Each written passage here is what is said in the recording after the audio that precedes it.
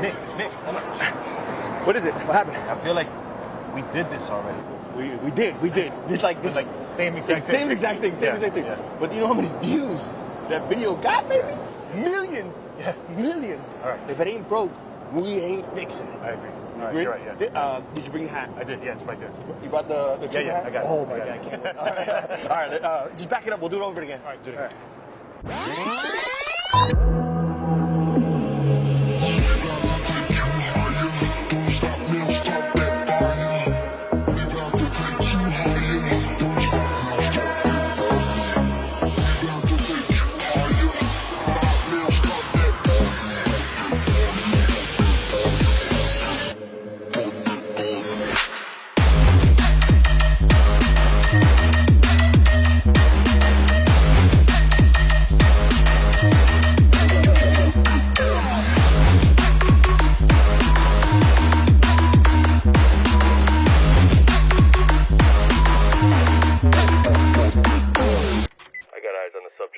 When it comes to first responder footwear, the brand I trust is Heights. And my go-tos are the Black Eagle Athletic Low. These bad boys got a comfortable fit like a tennis shoe, great from warm weather, wet weather, or weather. They're anti-slip, they dry real fast, and they're super breathable. Subject running. And now I get to show you my favorite feature. Activate rocket boots. Rocket boots! So there's two ways you get your hands on a pair of these. You can visit www.heights.com or subscribe to their YouTube channel on Heights, then comment done on this video, and you'll be eligible for a giveaway. Oh yeah, time to get some bad guys. And remember, heroes wear Heights. And we're back. Welcome to another episode of Police Cars. Today we're in Miami, Florida, standing outside of one of our favorite places here on Police Cars, Florida Highway Patrol Troop E. We're going to be touring one of their awesome vehicles, one of their high-performance vehicles that allows them to catch up to speeders and is really impressive to see out on the highways. So with that being said, let's go meet with Lieutenant Camacho and get this thing started. Hi. Good? Thank you. All right, this way. Been here so many times. It's like I'm an honorary highway patrolman. Come on in. All right, so Lieutenant Camacho's office is back here. Lieutenant Camacho. What's going on, man? What's up, man? How are you, brother? How's everything going? How you been, man? Good to see you. Look, we got an official cameraman now. I like that. You like that? I like it. So, Police Cars, you ready to go? I am. Let's go. Before we get started, I know you, but why don't you formally introduce yourself to the audience? Absolutely. Lieutenant Alex Camacho, Florida Highway Patrol, Office of Public Affairs for Miami-Dade and Monroe County. Public affairs, what does that entail? Oh, man, media relations, community outreach, event planning, recruitment, things like this that we're doing right now. Police Cars. Yes. All right, so where are we going? Where are we headed right outside. now? Let's go. Let's go. Let's go. So right now we're at our headquarters for Troop E. We're at the back area now where our members park their vehicles. A couple of different areas back here for our members. We have our vehicle installation area. Anytime we get some equipment that needs to be installed, whether it's a new camera system or any type of equipment really, it's right back there where you see all those vehicles parked. That's also where we keep our spare vehicles in case a trooper needs to swap out vehicles. All of our spare vehicles are kept there, properly maintained. And back there, that's where we kept the retro fleet. Remember that? That's where we keep some of our goodies. Are they still back there? They are. Oh. Gotta preserve those. So where's the vehicle that we're touring today? It's right back there, but what happened to your camera guy? Just like in the intro, if it ain't broke, don't fix it, baby. I feel like this way it keeps it a little more personal too. Yeah, I agree. So we incorporate the cameraman, we keep it old school. We'll see what works.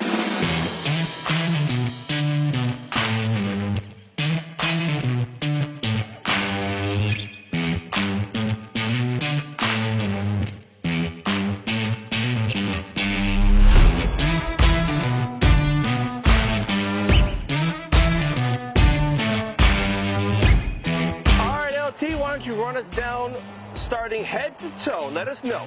Start at the very top or at the front.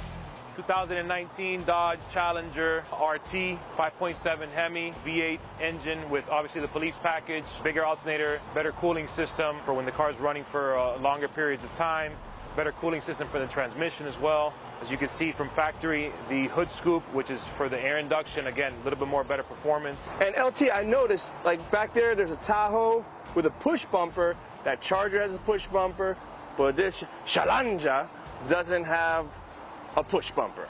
Can you explain that a little bit? Good observation. So most of the vehicles in our fleet have the push bumper, like we've talked about in the previous videos.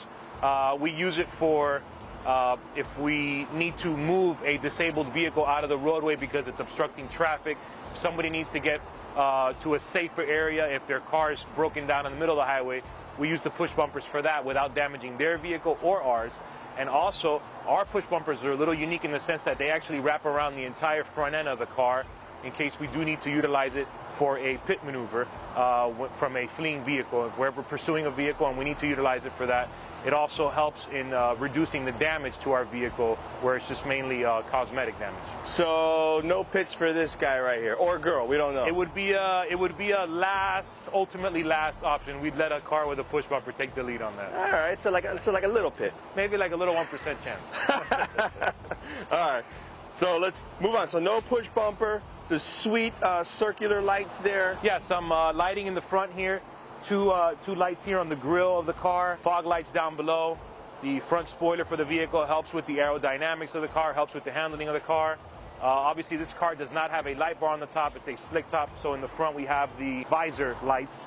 Oh, yeah. We'll get more into that a little bit once we do the light show, I think. Oh, that's right, baby, the light show, the bread and butter of police cars. So moving along, the State Trooper insignia across the front fender, big, bold, gold letters, lets everybody know who we are. The oversized wheel package, 20-inch wheels, low-profile tires, very wide tire for maximum traction, maximum handling capabilities for when we're out there trying to overtake vehicles. The Florida Highway Patrol insignia on the door with the state of Florida flag. This pretty cool little fuel gas cap here, kind of race cars. I think it gives the car a nice touch. Star FHP, again, for those of you that didn't know, Star FHP or Star 347. Whenever you see something out on the roadways that you think you should report to law enforcement and you want to reach us directly, that Star FHP, Star 347, connects you to a local regional communication center for Florida Highway Patrol, wherever you're at on the roadway. All right, so we're moving to the trunk. Now, she's got a beautiful rear end. No offense, no offense. It's got some lighting up here, inside of the rear window, State Trooper insignia here, state flag, of course, and the reflective tape for at night when vehicles are approaching us. These guys actually reflect, which helps visibility for the troopers for whatever scene they might be at. Lights were installed in the rear bumper along the tag as well. And it's got the pretty cool stainless steel muffler exhaust tips, which give it a nice little touch. A little dually exhaust. Dual exhaust, yeah. And then we're identical on the other side. Identical. Identical on the other side. Man, she's a beauty. Yeah, I must agree. All right, so coming up, let's take a look at the engine, the inside, and of course, we got to do the light show. Absolutely. So, we ready to take this bad boy out for a spin or what? Of course, man. Let's roll.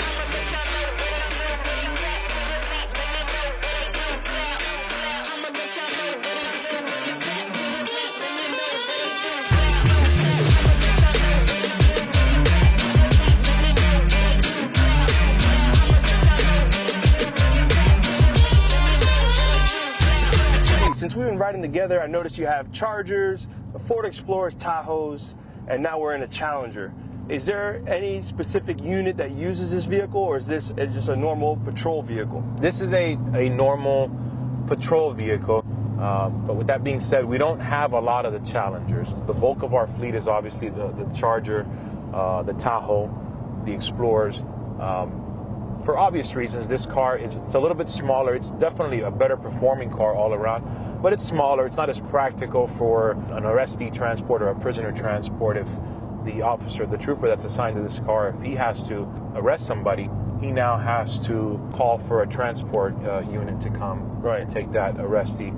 So this is not like a one-off. In a previous episode, I covered a Challenger. It was a Hellcat. It was confiscated from a narcotics dealer, and then they repurposed it to use as like an outreach tool. Do you guys use this kind of like an outreach tool? Do you guys get stopped for pictures and stuff? Absolutely. Yeah? This car, it's an attention grabber, and it's great for just that outreach. Whether we're talking to students at a school that are future drivers, and we want to get them to be a little bit maybe more receptive to the information that we want to get to them. We use the cars. Everybody wants to take pictures of the car. Everybody, obviously, it's a nice, good-looking muscle car. It really attracts a lot of attention in a very positive way for the department. So it's used for recruitment. It's used for outreach. But the main purpose of the vehicle is obviously proactive enforcement out there on these roadways. Yeah, it's a presence when you drive by. I've seen it quite a few times when it's sitting there in the median and you're like, oh boy. Yeah, so most of the black and tan, the paint scheme, they have that effect, right? The Chargers look great too, but the Challenger, it's just, it demands that much more attention, and that's what we want. We want our presence to be visible out there to deter that type of bad driving behavior, people driving kind of recklessly or maybe driving a little bit too fast. That's the point of the marked units out there, and I think the Challenger accomplishes that.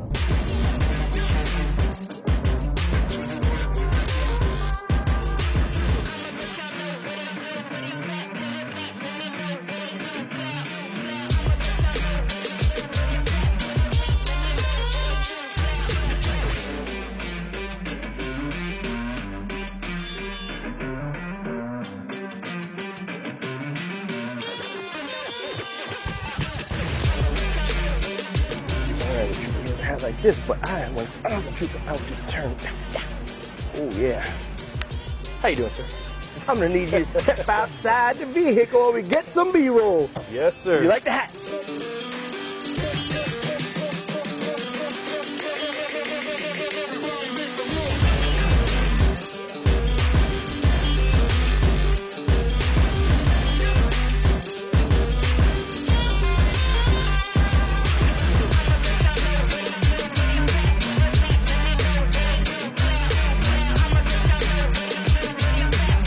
LT, you want to?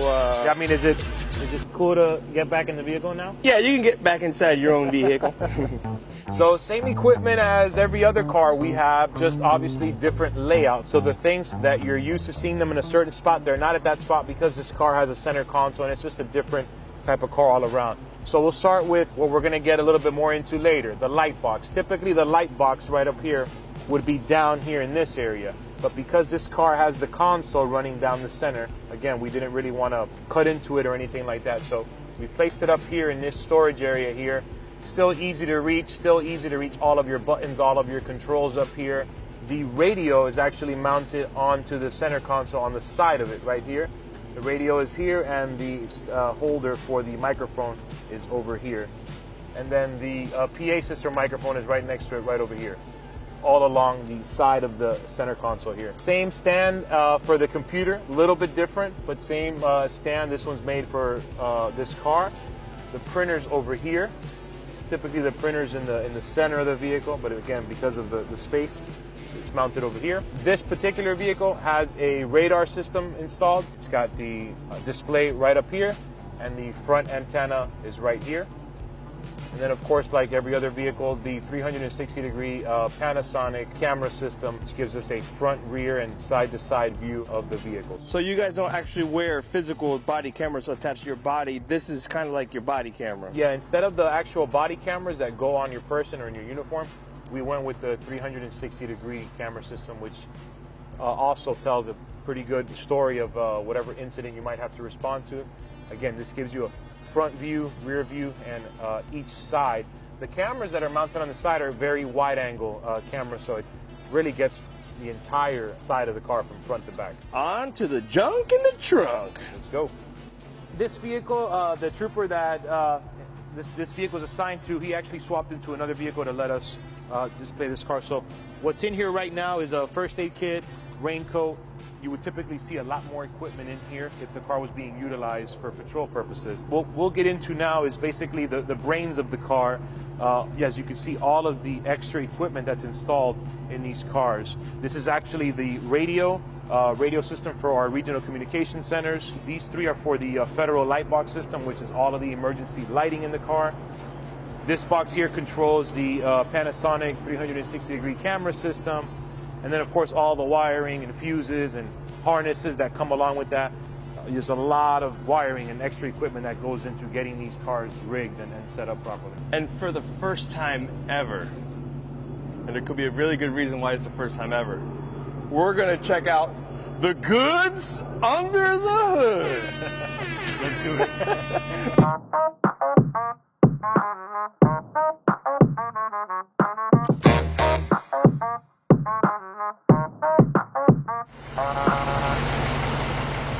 .7 V8 Hemi, close to 400 horsepower, right out of the factory. Pretty standard equipment, rather. The only optional stuff is what makes it the police package, which is the bigger alternator, bigger battery, bigger radiator for the cooling, and bigger transmission cooler for the transmission because of the extensive use of these cars. All right, are we almost there? We're there, right? It's time. We're gonna do the light show? Yeah, let's go. All right, where are we going? I got a spot. You got a spot.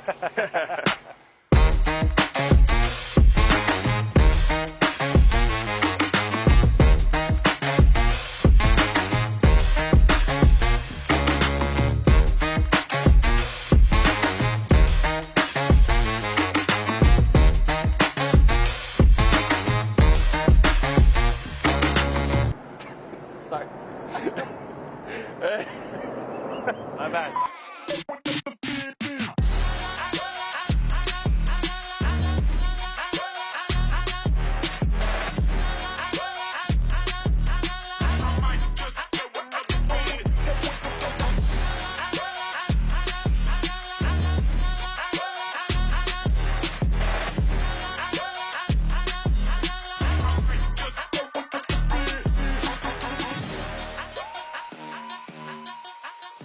So we're back where it all started. I feel like it's becoming a tradition, man. Yeah, it's like we're two little police trolls under a bridge. Ooh, we're the light show. Light show. Yeah, that was a sick intro. Yeah. All right, let's check it out. All right, Nick, so starting with the light package, this, of course, being a slick top, meaning it doesn't have the traditional or typical style light bar on the roof that you would see on most police vehicles. Instead, we went with a headliner or visor type thin light bar inside of the vehicle.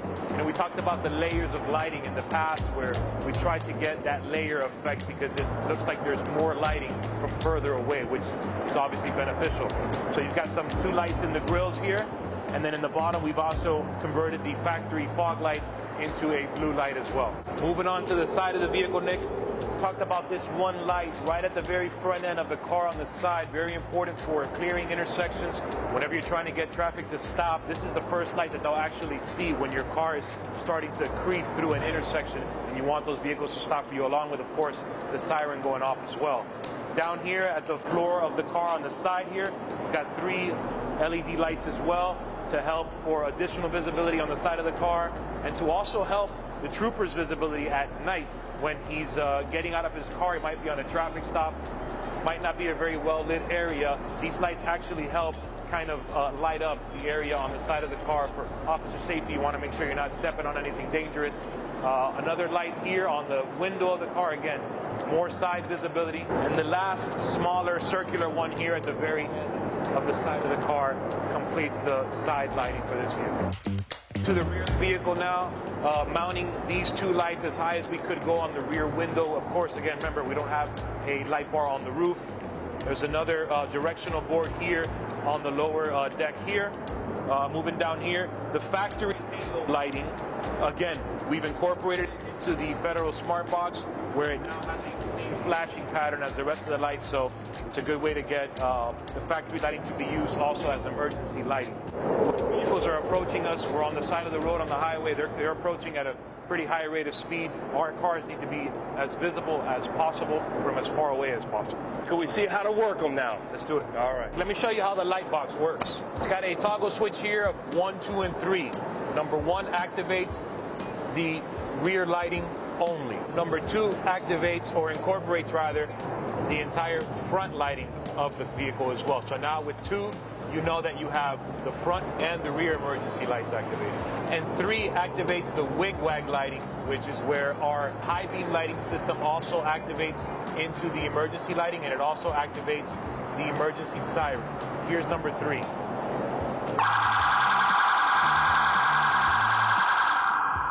LT, phenomenal. I love it, man. This car is a beast. Thank you so much for showing us this ride. How does one get to drive one of these cars, if I might ask? Well, you know, you got to start at the very top, you know, beatrooper.com. Beatrooper.com, that's right. We started here, Police Car Series started here. We're back here under this bridge, 2 police trolls just doing our thing, showing off this ride. Thank you so much for having us again. And, well, I want in. Brothers don't shake hands. Yeah. Brothers got a hug. Absolutely. And you want to take them away with the sign off? I'll see you when I see you. And if I don't see you, Then I'll see you. yeah, he's good. What's up, Nod Squad? I'm excited to announce that the Police Car Series has officially teamed up with the True Blue Network. This is a bad guy. Yes.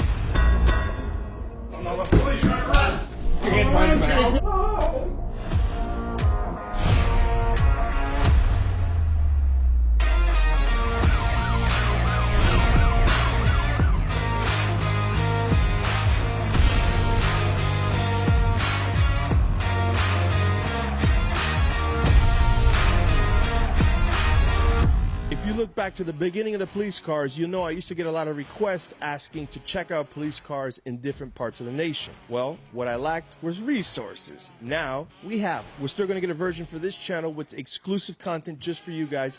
However, if you want to see the entire thing, I urge you to go over to watchtrueblue.com and subscribe now. Now, for the other episodes such as police vlogs, we got tons more of those. And matter of fact, this is actually going to help me out with the workload so I can increase that. And those are going to stay right here on Nick Off Duty for the Nod Squad. All right, so I'm super excited. I'm going to put out a longer video explaining everything. I'm going to travel over to the True Blue Network actual headquarters that's in Cleveland, Ohio, so you guys can get a tour of the studio and maybe meet some of the personalities that are going to be on there, so you guys can check it out for yourselves and understand the mission behind this network and why I chose to team up with them. And last but not least, I have a promo code for you guys to put in to get 20% off. It's NOD year to get 20% off of a year subscription, and NOD month to get 20% off a month subscription. So stay tuned for all those videos. Thank you so much for all the support you gave me over the years, and looking forward to this next chapter